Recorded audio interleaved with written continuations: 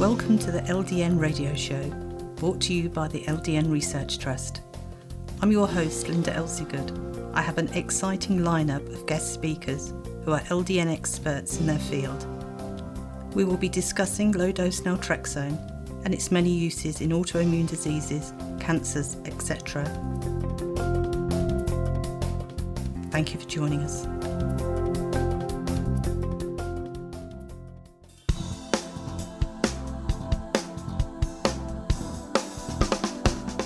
Dr. David Borenstein is New York's leading integrative and functional medicine physician. His patients are diagnosed and treated in an integrative manner to promote recovery and continuing good health. Call 212-262-2412 for an appointment. Telemedicine appointments are available for LDN prescriptions.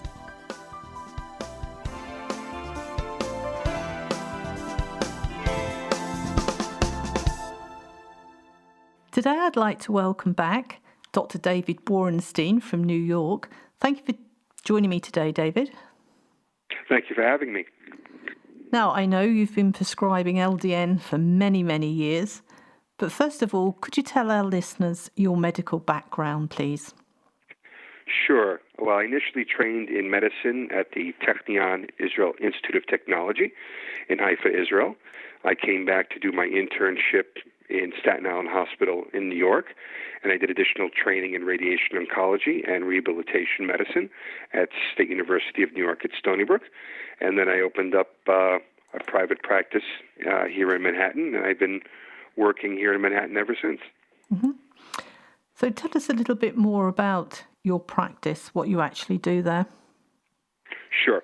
I have a integrative medical practice, and I do various different sort of integrative approaches and functional medicine approaches to issues, such as we work with a lot of patients with chronic fatigue, fibromyalgia, autoimmune diseases like MS and Crohn's, hormone replacement.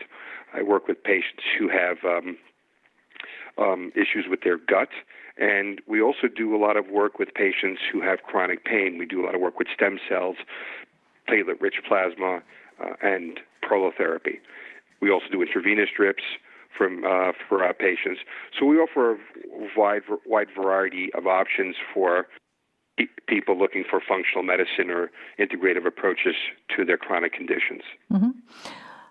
I haven't had anybody explain about stem cell treatment, and possibly you could get it in England, but it's not something that's been on my radar. Could you tell us a bit about the stem cells? Sure. Basically, a stem cell is, by definition, a cell that can become any other cell in the body. So it's a very primitive, early-stage cell that eventually can become, a lung tissue or heart tissue or bone. So what we do is we obtain cells from either adipose, fat tissue, or we use umbilical cord cells from other people. And we use it primarily to treat orthopedic conditions. People with neck, back, shoulder, knee pain, hip pain, and we do a lot of work with that regard. We used to do some more work with Crohn's and autoimmune diseases, but we're primarily focusing now on orthopedic conditions with a good amount of success in saving a lot of people from joint replacements, which is a good feeling. Wow, yes. But you were saying that the stem cells can help replace all these different things. How does the stem cell know what you want it to do? The mechanism of action is poorly understood. We think that it either listens to a homing signal and does repair of the cell, or it actually may differentiate into that particular tissue. The mechanism, again, is poorly understood, but the basic science researchers are looking into that. We do know from people doing stem cell deployments for many years that there is a good efficacy in treating orthopedic conditions, and there's promising efficacy in treating things like cardiopulmonary diseases, neurological conditions, and various other chronic medical conditions. The potential is unlimited, and this is like a very exciting field of medicine today. Mm-hmm. So if somebody needed a hip replacement, How would you treat that with stem cells? What we would do is we initially evaluate the patient, have them come to our office, do a complete history, physical examination, look where the tender points are, look at the range of motion, look at any scans, CAT scan, MRIs or X-rays, and we'll see if the patient is a candidate for having stem cells for the hip. We generally like to use patients who are younger because the older patients, they're also candidates, but you don't want to put an artificial hip into patients who are in their 30s, 40s, or even in their 50s, because chances are, because people are living into their 80s and even their 90s, they're probably going to require revision of that, and that's something you probably don't want to do. And what we would then do is we would inject either adipose-derived cells or umbilical cord cells into the hip joint, as well as all the attaching ligaments around the hip, to make sure that the hip is nice and stable. And roughly the success rates, depending on the age, depending on the severity of the disease, roughly in the high 70% success rate, which is pretty good for having to avoid hip replacement. Well, definitely.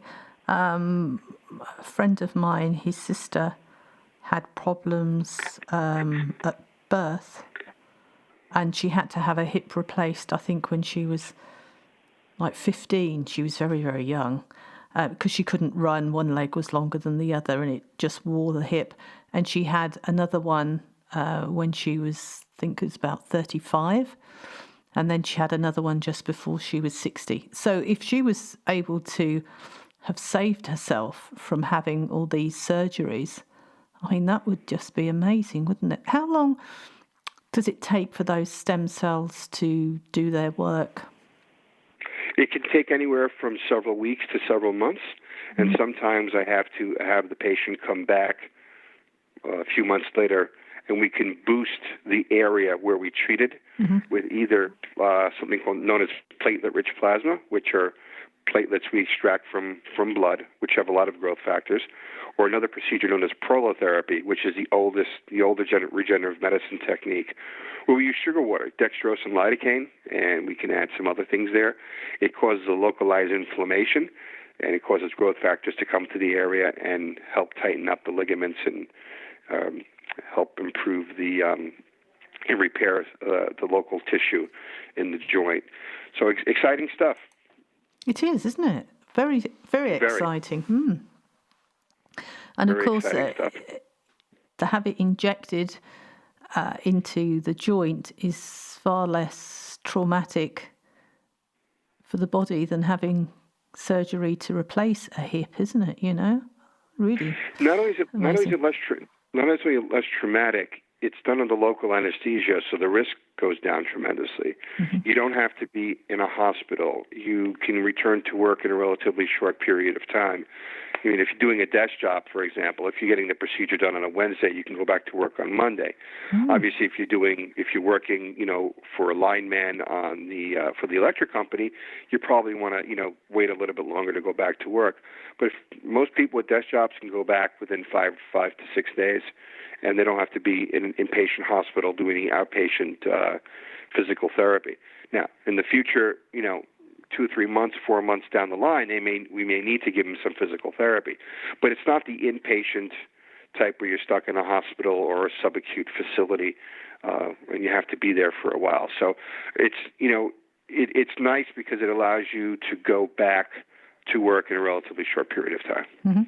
And when you were saying you prefer younger people, I'm just wondering if I'm in the age group of older people.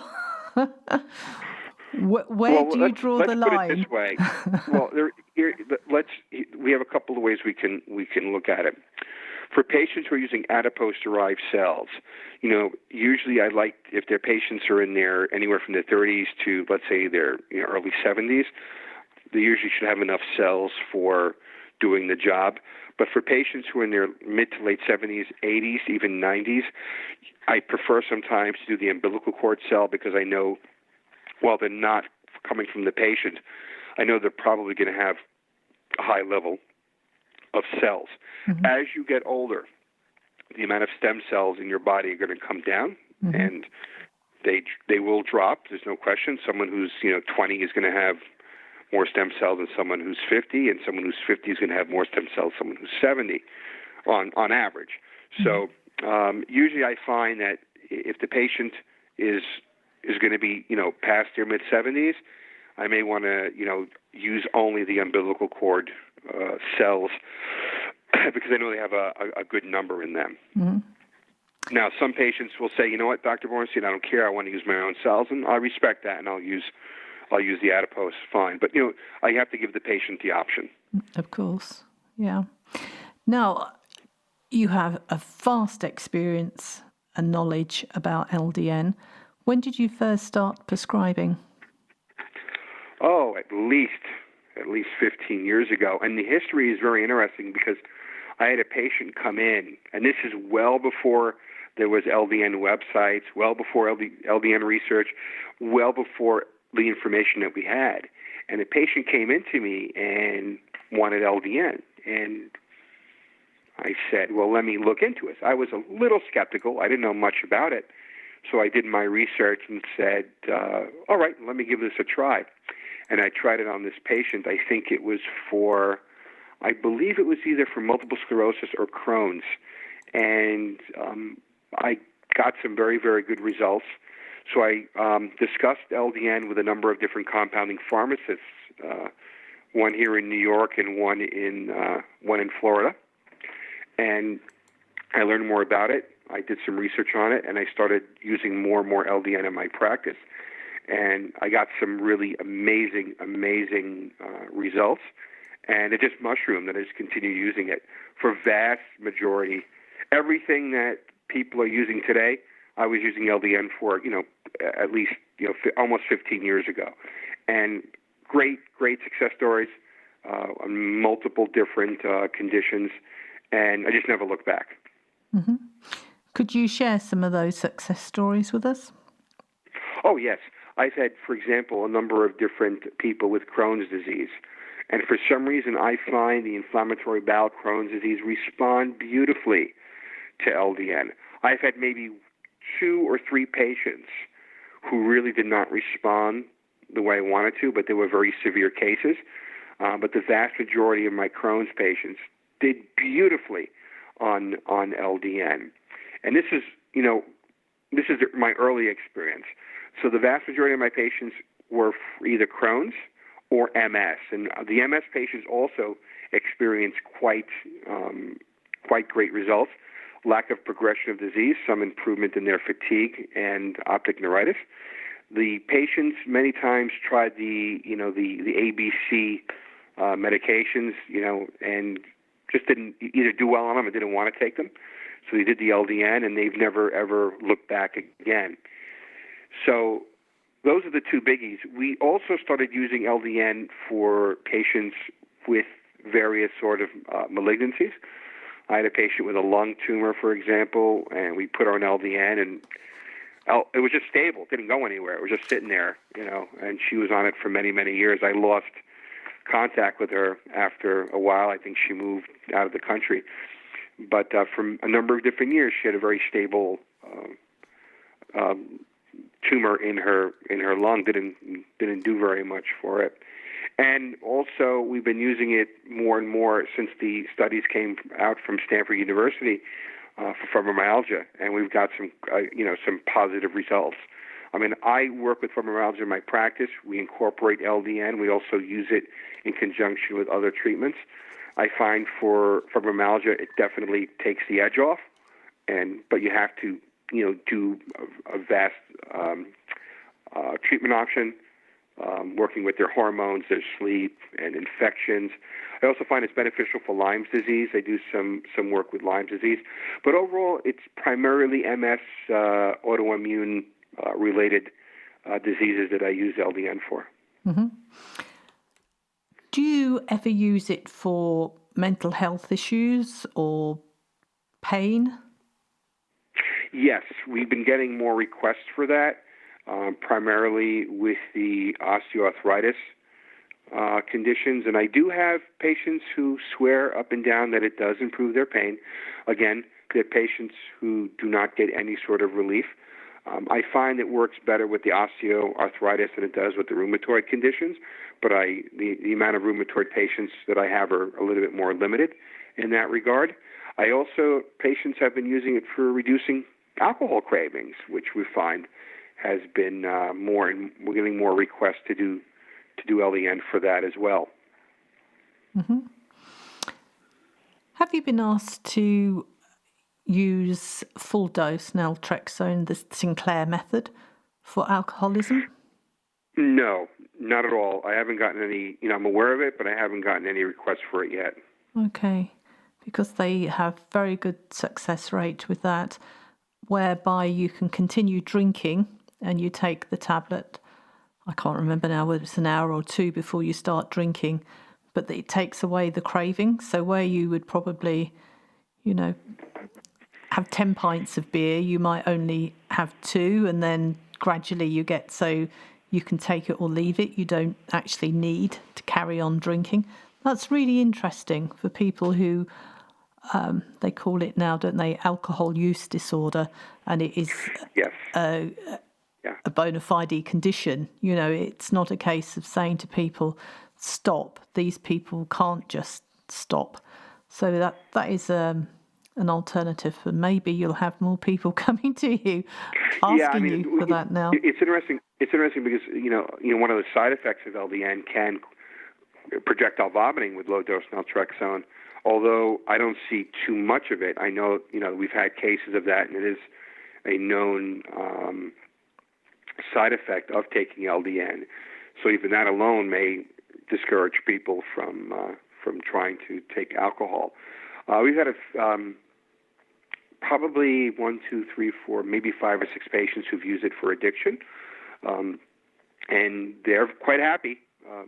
Again, most people who take LDN for the condition that they want treated tend to want to continue on the LDN for the condition. It's very rare people stop it. Very rare. I find most people just want to continue it for whatever condition that they have. Mm-hmm. Well, it's also boosts the endorphins, which is the body's own natural feel-good factor, isn't it? So that should really give you a boost anyway, shouldn't it? Yes, absolutely. And I know people say, and I've been taking LDN 15 years, well, over 15 years, that it protects them. They don't catch viruses or colds or become sick in any which way. I mean, LDN works amazingly for me. I'm not complaining whatsoever, but I still get colds and flus and whatever's going around. It doesn't protect me in that way. But there are many people that say that, they haven't had a cold since they've been on LDN. So I don't know why I'm different, but it can happen. Well, that's amazing you mentioned that, because I did a consult late last week, and it was for an MS patient, and the patient had MS, and we renewed her LDN. But the comment always comes up: they're treating for MS, but they'll say, "Oh, I haven't got a cold all winter," and I get that over and over and over again. So it's very rare people come to me and say, "I just want it necessarily to boost the immune system." I get that, but they usually have another condition. They usually get colds, and this season or last season or season before, they've never gotten colds. So it's definitely a benefit to taking LDN, and we see it all the time. Mm-hmm. Now, people can come and see you and have a consultation face to face, but you also do telemed consultations. Could you tell us about that? Sure, we do telemed consultations all over the United States, and we do it all over the world. So we've had patients who we've done it in the UAE, the Middle East, Mexico, Europe. So yes, we have patients from all over the world who are interested in getting LDN, and many of them come to see me here in New York because I'm right in the middle of Manhattan. And they may come see me first, and then we can do everything over the phone. And we do everything over the phone initially. So, yes, we can certainly do telemedicine anywhere there's a phone connection. So how does it work? I have people say to me, what happens if I need blood tests? What happens? So if somebody came to you today and said they would like a telephone consultation and they're, I don't know, in France, how would you go about finding out all their medical details, etc.? Well, many times they'll email me all the medical reports before the initial consultation.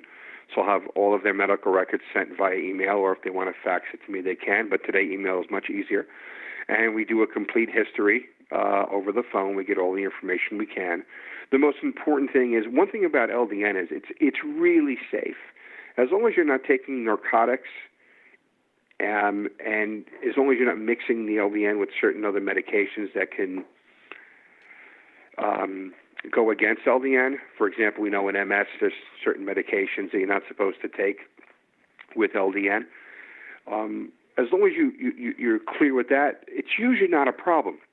Remember, we're using a medication at less than 1/10 the prescribed dose. So as long as you're not having any taking any narcotics, you stop the narcotics before doing procedures. You're not drinking alcohol at the same time, knowing you're going to have projectile vomiting.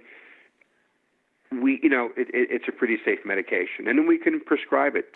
Some people will get it from pharmacies here in the United States, or that's usually, or they come to New York and they can get it here in New York or any other pharmacy that can be prescribed here in the United States.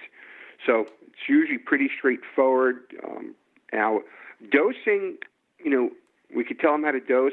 I find that certain, for example, certain patients, they want the maximal dose all the time, but they don't understand is that the maximal dose for a person weighing 250 pounds is very different than a patient who's weighing 125 pounds. And even Dr. Bahari, when he was doing it, found that many times if you give too high of a dose, you can cause too much prolonged blockage. So you want to lower the dose. So every patient, it's not so easy. You just give the maximal dose and have a nice day. You also have to take sex and weight into account when you are prescribing, and take into account their side effects. Difficulty sleeping, vivid dreams. So all of these have to play an account. Also, if a patient has neurological disorders, certain patients over a certain dose get increased spasticity. So, it requires, some experience in prescribing. It's not, here's the medication and have a nice day. And every disease, we're going to approach it from a very different perspective. For example, patients with the inflammatory bowel disease, I find giving a full dose at the beginning is a better way of treating them as opposed to stepping up the dose. With Hashimoto's, you got to go very, very slowly. And the blood tests have to be done just to make sure the antibody levels are dropping and that they're not getting hyperthyroid. And that's where it gets a little bit tricky. But most of the patients do their blood tests. They do them locally with their local doctors. They send it to me with their when we get their LDN prescriptions, and everything works out well. Mm-hmm. So how do they go about having the blood tests from you? Do you send them a kit or the information to take to their own doctor? How does that work? Well, generally, with most cases of what we do, we don't need blood work. The vast majority of patients either have blood work from their local doctors, or, for example, if they're having Hashimoto's, someone's prescribing their blood work and prescribing their medication, and we'll just get copies of that lab work just to make sure that the antibodies are going down and they're not becoming hyper. We have to warn the patients that as the antibodies come down, you're going to need a dose adjustment, and they should get blood work to reduce their dosage of medications. And the antibody levels can drop quite dramatically, and if you're having a good dosage, it can actually make you a little bit hyper. So you have to warn the patient about that, and just have them check their blood levels locally, and usually everything's fine. Mm-hmm.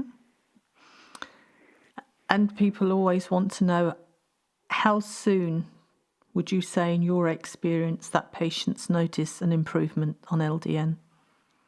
It varies. I find that the inflammatory bowel disease patients usually notice an improvement quite quickly. I think some of the other autoimmune diseases may take a little bit of time. It all depends. People react differently. We're all bio-individual. None of us are exactly the same. We're not all Toyota Corollas. So it can be anywhere from several days to several weeks, even to several months. I usually recommend that the patient be on the LDN for at least 4 to 6 months before you even think of discontinuing it, because it can take that long in order to see if they're responding or not. Mm-hmm. Exactly. I mean, I've had some people say to me, I'm taking liquid LDN and I've nearly finished the bottle. I've been on it nearly a month. It hasn't done anything. I'm thinking of stopping. It's not a miracle that it's going to happen, just like that. You've got to give it time, haven't you? Exactly as you were saying. Well, several things. First of all, you have to give it time. You have to make sure that you're getting it from a place that's reputable, that you're using a good quality LDN. And I only use, a number of different pharmacies that I use. Sometimes I'll change the patient from an oral to, let's say, a transdermal, just to see if there's going to be any difference in the way they're feeling. Remember, a lot of patients with severe, for example, inflammatory bowel disease, they may not be absorbing the LDN, so doing it transdermally may be beneficial. I find many times in kids, for example, it may be more beneficial to do it transdermally than orally. And sometimes they have other cofactors. They have just poor absorption. You got to say, oh, well, why aren't you absorbing it? Maybe you have low stomach acid. So the vast majority of the time, the patients are quite pleased. But and this what makes the difference between someone who does LDN and someone who does LDN is knowing if there's a problem, what do you do? Mm-hmm. What's the next step? What do you have to look for? And that makes all the difference in the world. So if somebody would like to have a telephone consultation with you, is there a waiting list? We can always accompany patients if they, depending on the day, the month of the year. Sometimes they get very busy, sometimes they're very slow. If they are interested in having a telephone consultation, they can just call our office. The number is 212-262-2412 or 212-262-2413. And if they want to learn more about the practice, they can go to my website at David Borenstein, MD. That's DAVID BORENSTEIN MD.com, and they can look at the website and see what we offer. And if they're interested in making telephone consultation, just call the office, and we're more than happy to schedule them at the earliest possible time. Well, thank you very much for having been our guest today. The 30 minutes went very quickly. Oh, well, thank you for having me.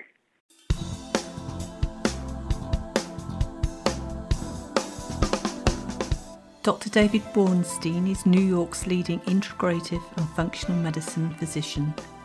His patients are diagnosed and treated in an integrative manner to promote recovery and continuing good health.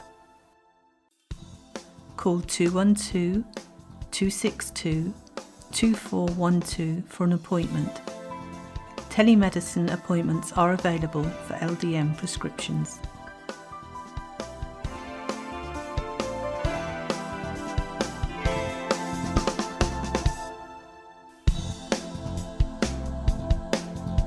Any questions or comments you may have, please email me, Linda, Linda, at ldnrt.org. I look forward to hearing from you.